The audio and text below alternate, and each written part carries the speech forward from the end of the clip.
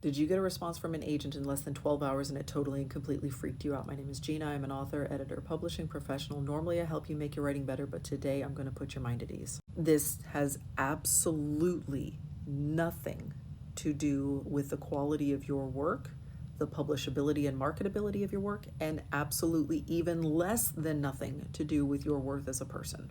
All this means that if you got a rejection within a couple of hours of sending over your query letter, all it means is that your query was on the top of the inbox and the agent went through them in reverse order. That's all it means. That this was just a bad luck timing issue. It has absolutely nothing to do with the quality of your work. Alternately, I guess it might not mean that you were at the top of the pile.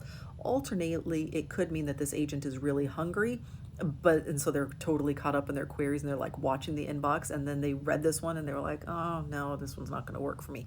But they just don't have that many queries in their inbox right now. Like they're super caught up and they're just really on top of things, and so they were able to get to it very quickly.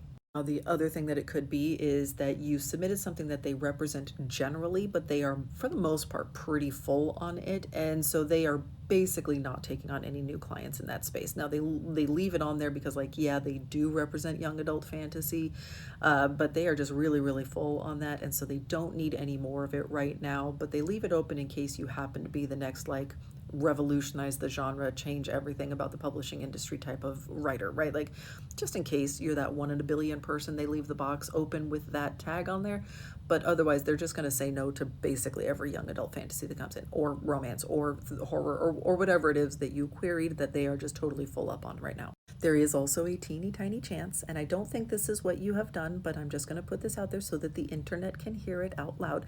There is a chance that you submitted something they don't represent at all. That is a very easy pass for them. So if, like, the agency represents picture books, but this particular agent does not, and they saw a picture book sitting on the top, they're just going to be like, ugh, reject. And they might actually make that noise a little bit too because they don't represent picture books. So if you are submitting something being like, oh, but they share queries, this person might share it. No, don't make them do that job.